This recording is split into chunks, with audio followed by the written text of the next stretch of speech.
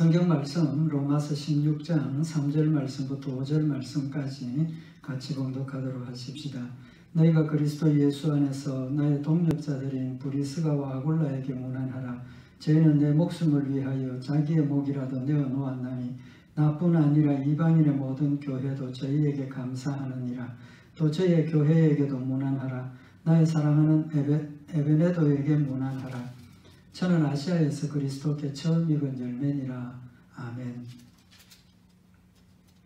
우리 지난 시간에 사도 바울이 자신의 복음 사역에 자기를 협력했던 사람들을 소개하는 중에 제일 먼저 베베를 소개하는 내용을 선고를 했습니다. 그 베베는 나의 보호자가 되었다라고 소개를 했습니다. 우리 오늘은 브리스길라와 아굴라를 소개를 하고 있는데 동력자라고 소개를 하고 있습니다. 이 동력자라는 의미는 함께 일한다는 뜻이죠. 함께 일한다는 뜻인데 이 함께 일한다고 소개를 했던 브리스길라와 아굴라는 사도 바울을 얼마나 함께하고 하나 되었는가 하는 그 강한 그 사랑의 하나됨을 표현을 하고 있는데 4절에 보면 저희는 내 목숨을 위하여 자기의 목이라도 내어 놓았나니 나뿐 아니라 이방인의 모든 교회도 저희에게 감사하느니라. 특별히 이 브리스가와 아굴라가 사도 바울과 동력하는 그 일에 있어서 그 동력하는 일을 완수하기 위해서 저희의 목이라도 내어 놓았다 그랬습니다. 목이라도 내어 놓았다. 무슨 뜻입니까? 자신들의 생명을 내어 놓았다는 거죠. 목이라도 내어 놓았을 거다가 아니라 목이라도 내어 놓았다라고 표현을 하고 있습니다. 죽음의 자리에도 같이 갔다는 거죠. 그 동력이 그런 어떤 개인적인 유익이나 사사로운 그런 관계가 아니라 정말 생명을 같이 하는 그런 동력자였다는 사실을 소개를 하고 있습니다. 그래서 오늘 이 브리스가와 아굴라의 관계, 또 사도 바울과 성도들과의 관계에 대한 부분을 말씀을 참고를 하려고 합니다.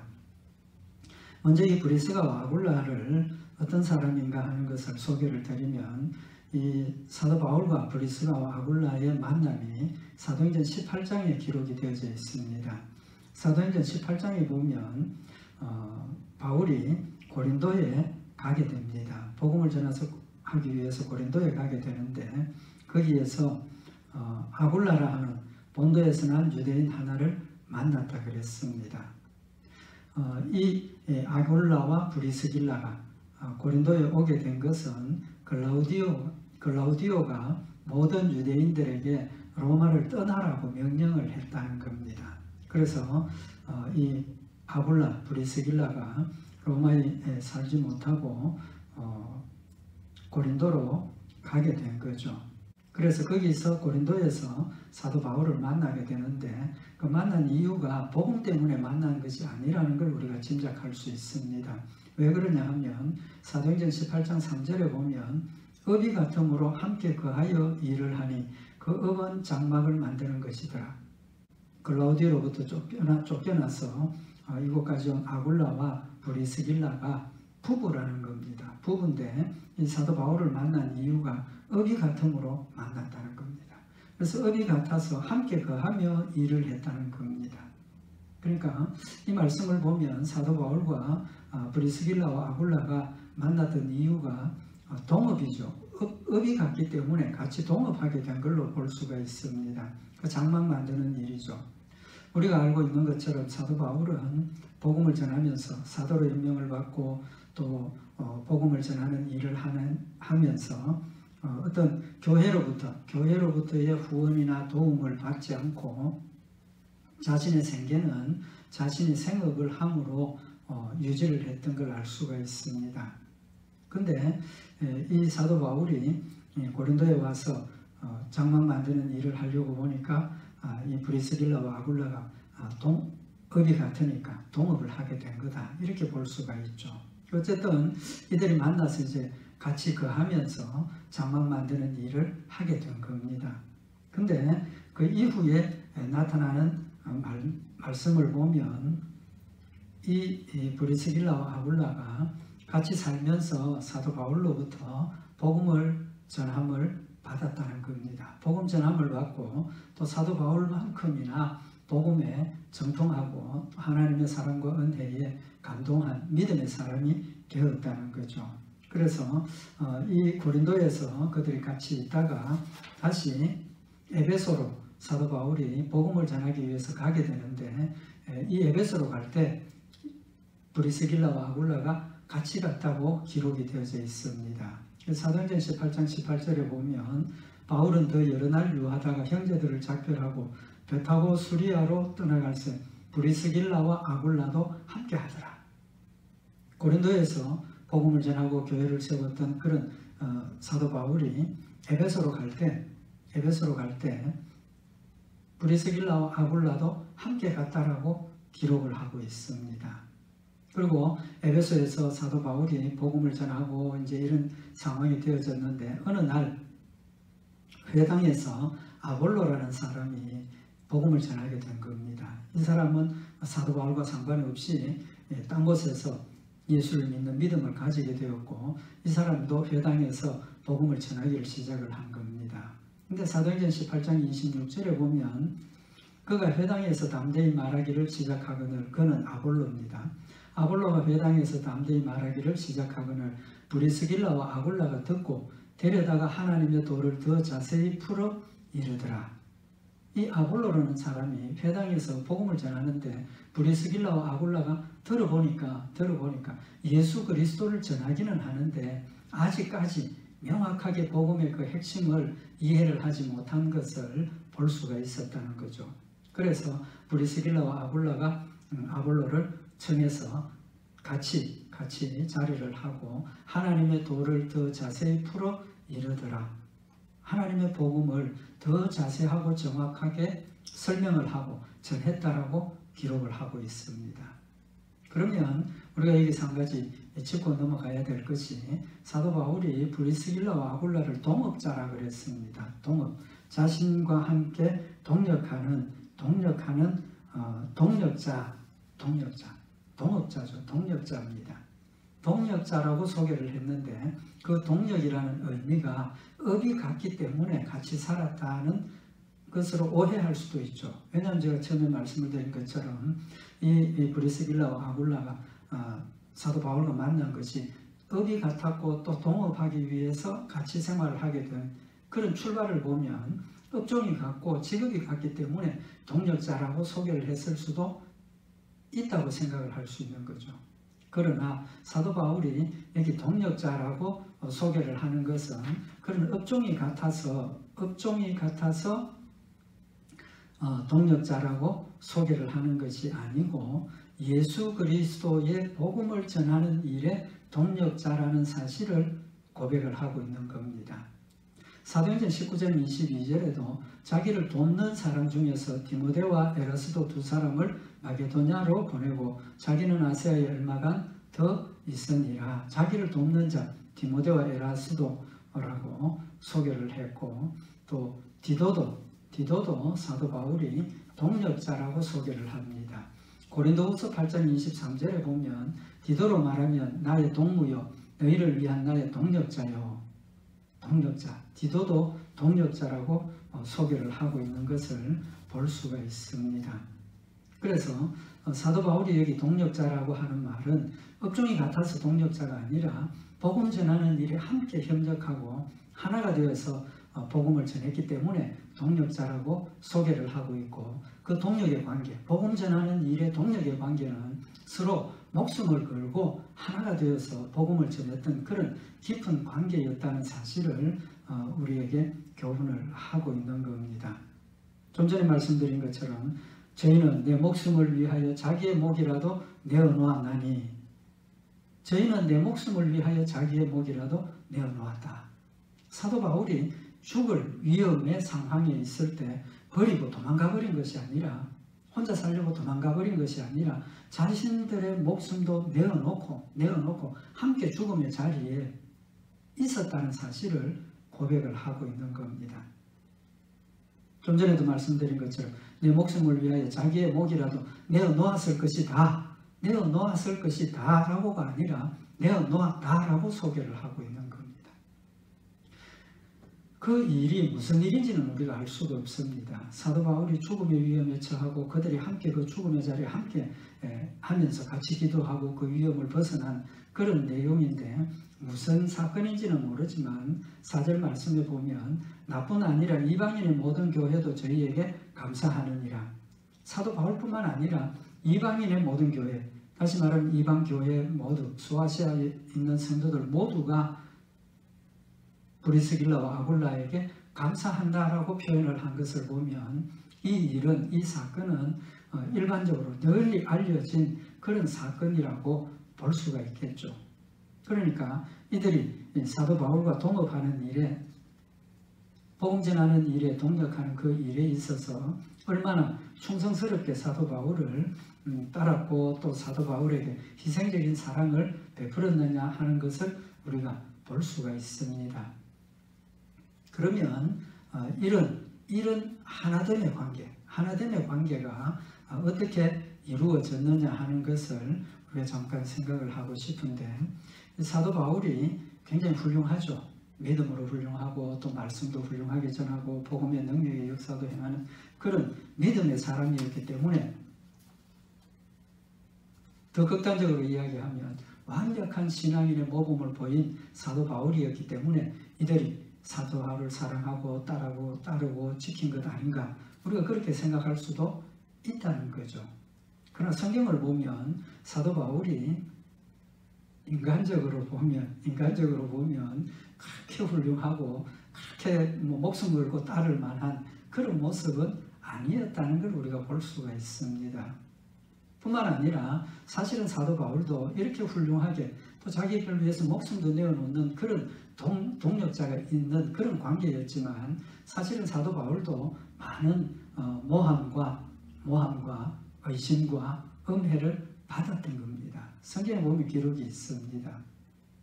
그래서 이건 사탄의 역사죠.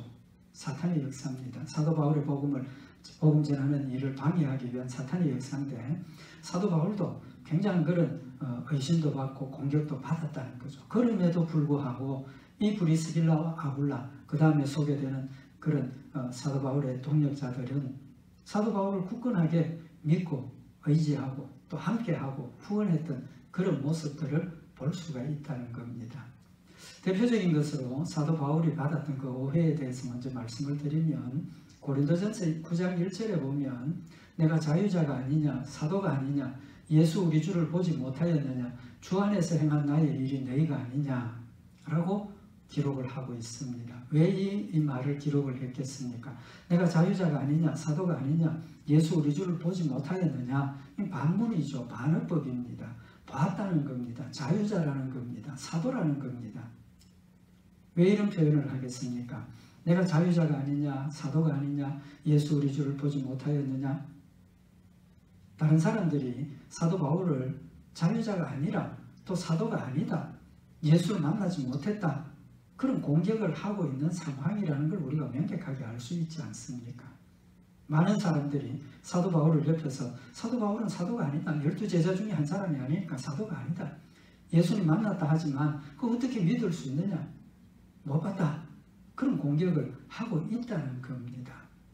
그래서 사도 바울이 주 안에서 행한 나의 일이 너희가 아니냐, 내가 복음을 전하고 그리스도를 만난 것을 증명하고 보여준, 또 하나님이 나와 함께 하시고 예수님이 나와 함께 하셔서 복음의 능력의 역사를 행하게 하는 것을 보는 것, 너희가 증인이 아니냐, 그런 뜻이죠. 그래서 고린도전서 9장 2절에 보면 다른 사람들에게는 내가 사도가 아닐지라도 너희에게는 사도니 나의 사도됨을 주 안에서 인친 것이 너희라. 복음을 전하고 하나님의 놀라운 능력의 역사, 예수 그리스도의 사랑과 은혜의 역사를 함께 체험한 그 고린도 교회 성도들이 사도 바울이 사도라는 것을 명확하게 증명하고 있다는 겁니다. 사도 바울을 통해서 복음 전함을 받고 교회가 세워진, 믿음 위에 세워진 고린도 교회를 보면 사도 바울이 분명히 하나님의 복음의 사도라는 걸 증명하고 있다는 겁니다. 그래서 사도 바울이 사실은 자신의 사도직에 대한 이런 공격이나 또 스스로도 예수 그리스도를 제일 앞장서서 반대하고 공격했던 그런 것들 때문에 본인 스스로도 그 부분에 대해서 마음에 짐이 있었던 것은 우리가 사실이죠. 그래서 사도 바울은 예수 그리스도의 은혜와 또 예수 그리스도의 사랑, 하나님의 부르심 안에서 사도된 나 바울은 이제 그렇게 편지를 쓰기는 것이 많죠. 그 다음에 이제 이런 사도직에 대한 거는 뭐 사도 바울의 과거가 굉장히 앞장서서 예수 믿는 성도들을 반대하고 공격을 했으니까 그건 또 그렇다 하더라도 사도 바울이 물질에 대한 음해도 모함도 받았습니다. 고린도후서 12장 16절에 보면 하여간 어떤 이의 말이 내가 너희에게 짐을 지우지는 아니하였을지라도 공교한 자가 되어 괴계로 너희를 취하였다 한다. 어떤 사람들이 공격하기를 사도 바울이 너희에게 짐을 지우지는 아니하였다. 사도 바울이 자신의 생활이나 뭐 어떤 생계를 위해서 짐을 지우지는 않았다는 거죠. 경제적인 도움을 받지는 않았다는 거죠. 그렇지만 공교한 자가 되어 아주 간사하고 교활한 자가 되어서 너희를 괴계로 너희를 취하였다. 아주 공교하게 속에서 너희에게 이를 취했다라고 공격을 하고 있다는 겁니다. 그래서 고린도후서 12장 17절에 내가 너희에게 보낸 자 중에 누구로 너희의 일을 취하느냐. 사도 바울이 고린도 교회로부터 복음을 전하기 위해서 뭐 예루살렘 교회 성도들을 위한 헌금이라든지 뭐 이런 그런 헌금을 받으러 보낼 때 직접 가지 않았다는 겁니다. 기도를 보내거나 다른 사람들을 보내어서 그걸 받아와서 그걸 가지고 공식적으로 다 정리를 해서 예루살렘 교회로 보내기도 하고 돕기도 하고 명확하게 아주 분명하게 그걸 다 관리를 했다는 거죠. 그럼에도 불구하고 사도 바울에 대한 어떤 물질에 있어서 거짓말하고 자기의 이익을 취하는 자다 그렇게 공격하는 일도 있었다는 겁니다. 그런 사도 바울의 사역에 대한 공격이 있었던 것을 우리가 볼 수가 있습니다. 또 사도 바울의 그 외형적인 모습, 인간적인 모습도 사실은 굉장히 우리가 생각하는 그런 참 훌륭한 모습이 아니라 인간적으로 보면 굉장히 연약하고 그런 존경받지 못할 신뢰성 믿기가 좀 어려운 그런 모습이었던 것을 우리가 볼 수가 있습니다. 사도 바울의 그 육신적인 모습 첫째가 뭐냐 하면 제일 큰 것 중에 하나가 질병입니다. 질병. 사도 바울이 하나님 앞에 기도하죠. 기도했던 게 뭡니까? 기도했던 것은 자신의 몸에 있는 육체의 가시 때문에 하나님께 기도를 했습니다. 고린도후서 12장 8절에 보면 이것이 내게서 떠나기 위하여 내가 3번 주께 간구하였더니 이것이 내게서 떠나기 위하여 3번 주께 구했다라는 것을 고백을 하고 있습니다. 이것이 뭡니까? 질병이죠. 자신의 몸에 있는 질병입니다. 고린도후서 12장 7절에 보면 여러 계시를 받은 것이 지극히 크므로 너무 자고하지 않게 하시려고 내 육체에 가시 곧 사탄의 사자를 주셨으니 이는 나를 쳐서 너무 자고하지 않게 하려 하심이라 라고 고백을 하고 있습니다. 그러니까 사도 바울이 자신에 있는 그 질병이 다른 사람들에게 시험받을 수 있는 그런 요소가 되었다는 것을 지금 고백을 하고 있는 거죠. 그래서 그 질병을 위해서 하나님 앞에 기도했더니 하나님께서 뭐라고 대답을 하셨습니까? 하나님께서 내 은혜가 네게 족하다. 내 은혜가 네게 족하다. 이는 내 능력이 약한 데서 온전하여짐이다. 라고 가르쳐 주셨다는 거죠. 뭐 우리 말씀 잘 아는 거니까 그 정도로만 하고 사도 바울이 가지고 있던 육체 질병이 뭡니까? 대개 우리 두 가지로 이야기를 하는데 하나는 간질, 하나는 안질, 눈병이다. 눈이 안 좋다. 그래서 시력이 어두워진 그런 걸 이야기를 하는데 그 근거가 뭐냐 하면 갈라디아서 4장 13절에 보면 내가 처음에 육체의 약함을 인하여 너희에게 복음을 전한 것을 너희가 아는 바라. 사도 바울이 스스로 갈라디아 교회 성도들에게 육체의 약함을 인하여 너희에게 복음을 전했다. 그러니까 육체의 약함을 가지고 질병을 가지고 복음을 전했다는 겁니다.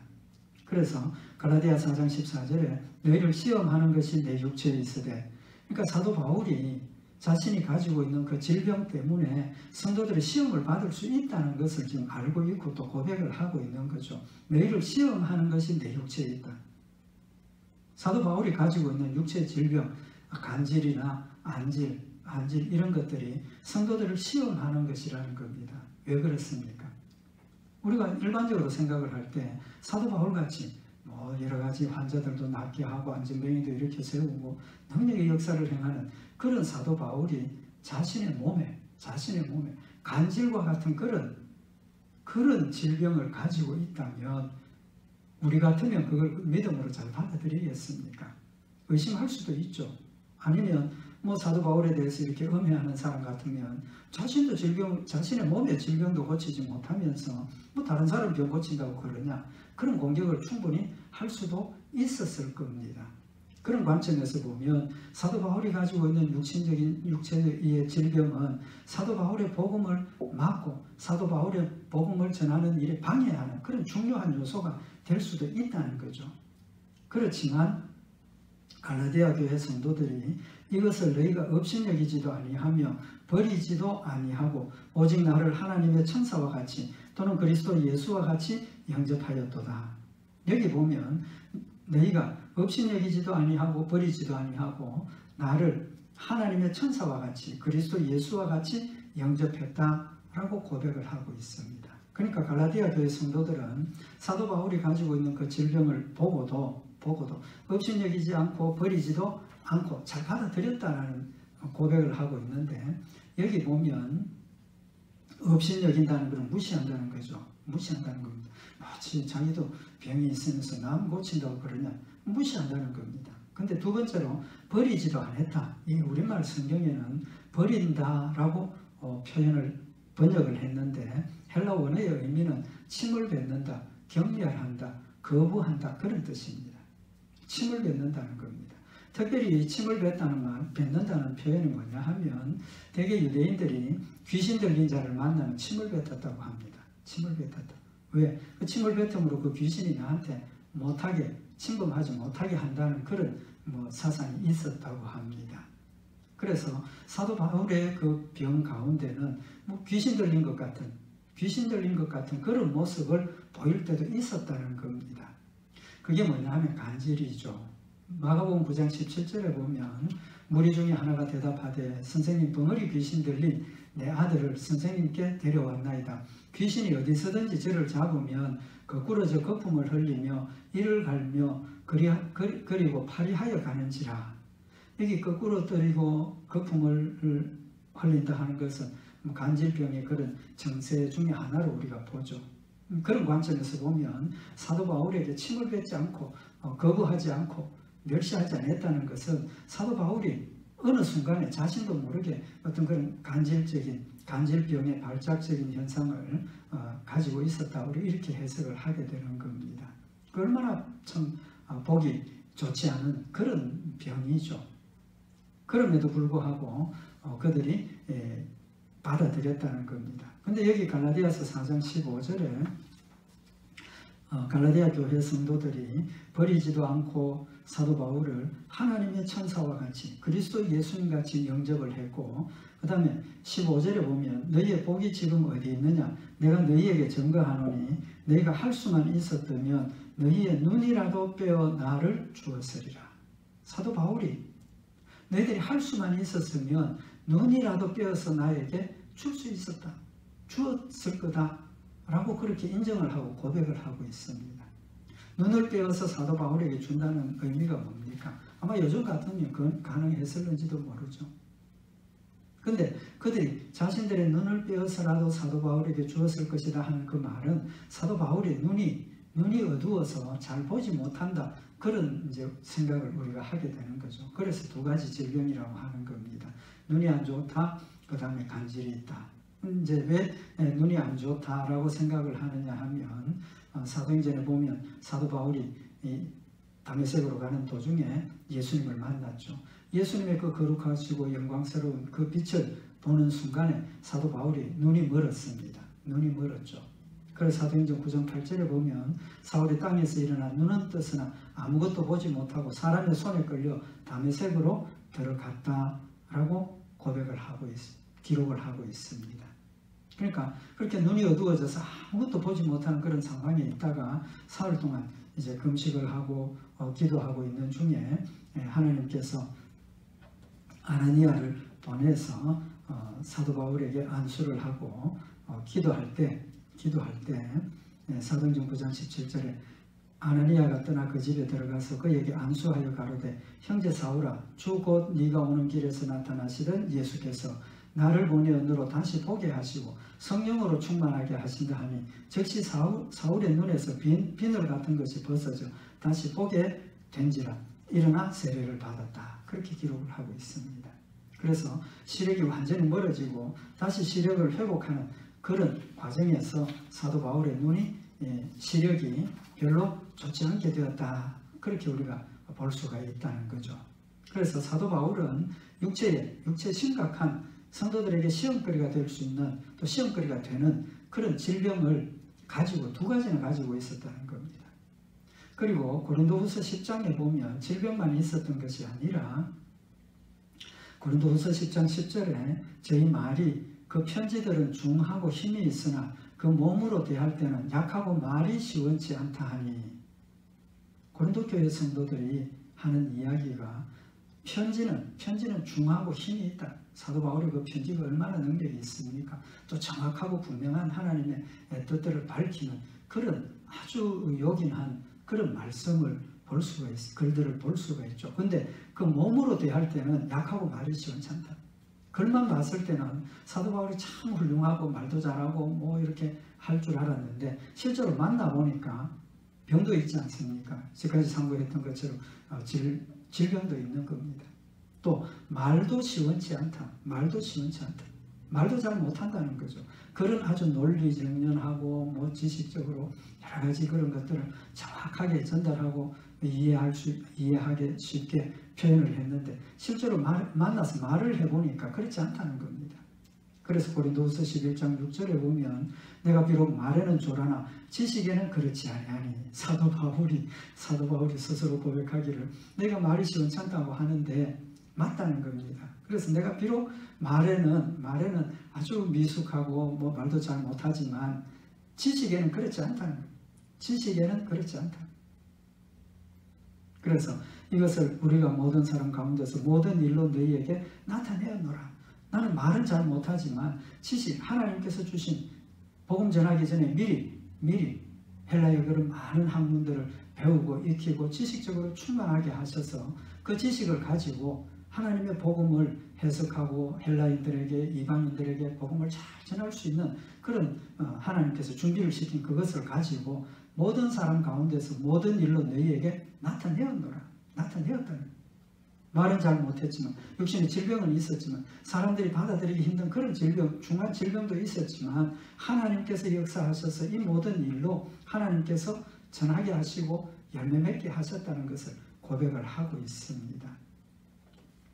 이렇게 보면 인간적으로 보면 사도 바울이 참 받아들이기 어렵고 또 존경하기 어렵고 믿고 함께 동력하기 어려운 그런 조건을 가졌지만 어떻게 받아들였습니까?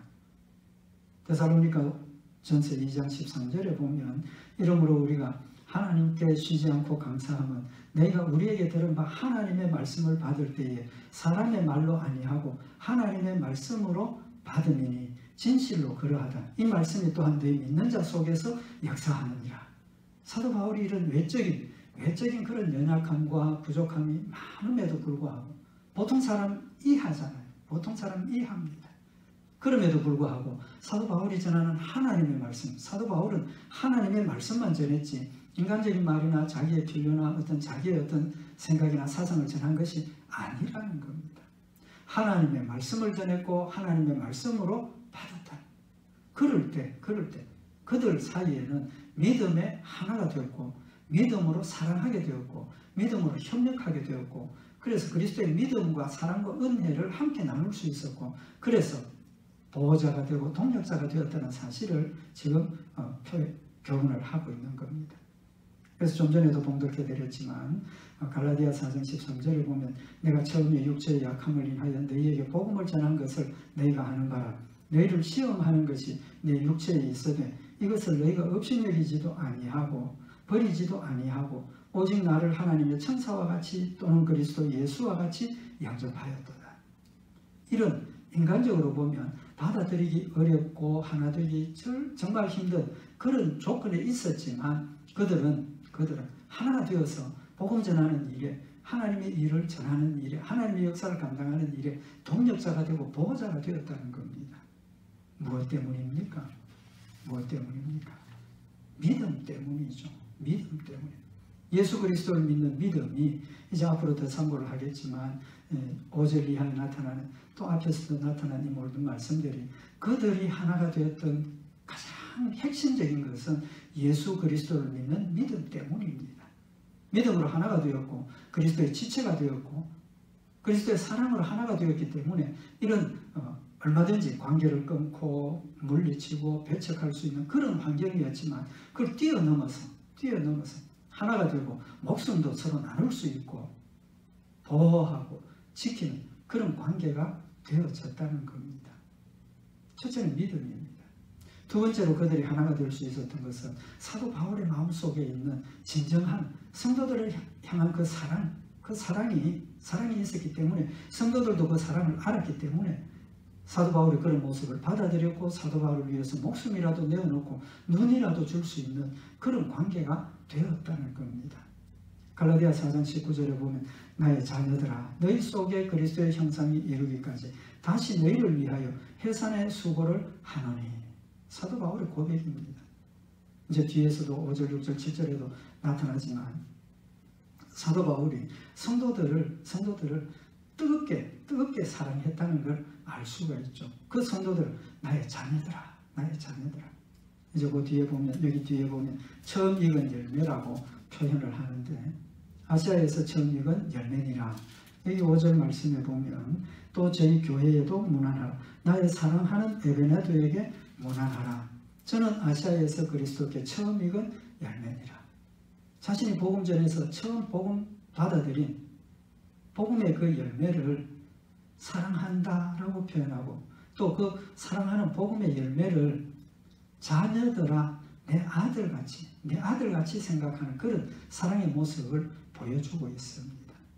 디도를 향해서도 마찬가지죠. 디도도 자신의 동력자, 사랑하는 아들 그렇게 받아들이고 있는 것을 우리가 볼 수가 있는 겁니다. 사도 바울이 이 복음 전하는 일에 자신의 목숨을 내어놓고 복음을 전했지 않습니까? 로마로 가는 그 일에 가서 잡혀서 죽을지도 모른다는 그런 상황이 되었음에도 불구하고 성령이 그에게 깨우쳐 주셨음에도 불구하고 내가 달려가는 길을 달려간다. 내가 이 일을 위해서 사명을 받았으니까 죽는 것도 두렵지 않다라고 갈 수 있었던 것은 복음에 대한 하나님의 사명에 대한 뜨거운 사랑도 있었지만 자기가 복음을 전하고 구원해야 될 그 생명에 대한 뜨거운 사랑도 똑같이 거기에 포함이 되어 있는 것 아닙니까? 자신의 복음을 전해서 자신 때문에 예수를 믿게 된 그 성도들을 향한 사랑 그것도 포함이 되어져 있는 겁니다. 그들을 위해서 자신의 생명도 내어놓는 예수님이 우리를 위해서 생명을 내어놓는 것만큼이나 뜨겁게 사랑하는 그런 사랑을 볼 수가 있죠. 그래서 사도 바울은 나의 자녀들아 자신이 복음 전하는 성도들을 자신의 자식같이 자녀같이 사랑하는 것을 볼 수가 있고 다시 너희를 위하여 해산의 수고를 한다. 다시라고 그랬습니다. 다시.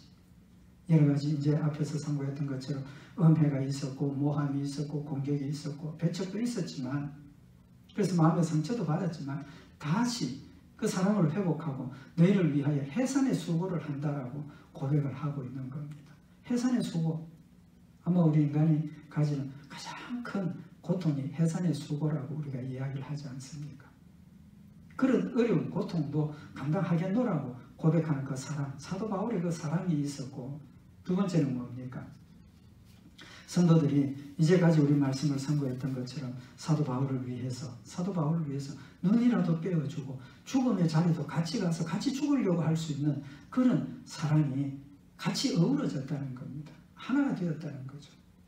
하나님께서 하나님 몸된 교회를 그리스도의 지체라고 말씀하시고 서로 위로하고 격려하고 받아들이고 함께 하나가 되라라고 하신 말씀의 의미가 여기에 담겨져 있다는 거죠. 사도 바울은 자신에게 주어진 사명을 감당함에 있어서 하나님 앞에 사명 감당함이 하나님을 죽기까지 사랑했고, 또 자신이 복음 전해야 할 성도들을 자신이 죽기까지 사랑하는 그 사랑을 가지고 하나님의 일을 감당을 했고, 또 성도들은 성도들대로 그 사랑을 깨닫고 또 감사하고 하나님의 은혜와 사랑이 감사해서 그들도 하나님을 뜨겁게 사랑하고 죽기까지 그리스도를 사랑하면서 하나님의 일을 하는 사도 바울과 사랑으로 하나 되어서 힘써 기도하고 보호자가 되고 동력자가 되고 또 그를 위해서 기도하는 믿음의 동지들이 되어서 주의 일을 감당했다는 사실을 우리에게 교훈을 하고 있는 겁니다. 교회는 하나입니다. 그리스도 안에서 하나입니다. 우리 온 성도들도 모든 세상의 그리스도인들이 그리스도 안에서 하나가 되었다는 사실을 다시 한번 우리가 생각을 하고 그 사랑을 나누는 길이 뭡니까? 성도들이 사도 바울을 위해서 배후에서 기도하고 성도들이 사도 바울이 복음 전하는 일에 같이 가고 또 복음 전하는 일을 위해서 여러 가지 방면으로 함께 도왔던 그런 일들이 복음의 열매로 나타나진 겁니다. 우리는 이 말씀을 다시 한번 기억을 하고 적어도 우리 교회 안에서만이라도 우리 성도들이 사도 바울과 성도들과의 관계를 이루었던 것처럼 우리 모든 성도들이 성도들 간에 성도들을 위해서 자기 목숨이라도 내어놓을 수 있는 그런 사랑의 관계가 되어지고, 그런 관계가 되어지면 서로를 위해서 뜨겁게 기도하게 되고 위로하게 되고 격려하게 되고 함께 나누게 되는 그런 열매가 맺혀지지 않겠습니까? 우리 오늘 말씀을 다시 한번 마음에 새겨서 우리 모든 성도들, 저도 마찬가지고 우리 성도들 서로 간에 사랑하고 또 위로하고 격려하고 믿음 안에서 우리가 힘을 합하여서 하나님의 영광을 드러내고 세상의 빛과 소금이 되는 복된 열매 있기를 원합니다. 기도드리십시다. 사랑의 하나님 아버지, 사도 바울이 육신적으로는 여러 가지 외면당하고 버림받아야 할 그런 조건들이 있었음에도 불구하고 성도들의 사랑과 은혜로 또 하나님의 성령의 놀라운 능력의 역사로 사도 바울과 성도들이 사랑으로 하나가 되어서 보호자가 되고 동업자가 되고 또 사도 바울을 후원하는 그런 아름다운 열매가 되었음을 저희들이 다시 한번 마음에 새기고 우리 모든 성도들이 그리스도 안에서 하나가 되어서 힘을 합하여서 하나님을 영화롭게 하며 주의 뜻을 이루며 하나님의 나라를 확장하며 세상의 빛과 소금이 되는 복된 역사에 있도록 주님 축복하여 주시옵소서. 늘 함께 하시고 지키실 줄 믿고 감사드리오며 우리 주 예수 그리스도의 이름으로 기도드리옵나이다. 아멘.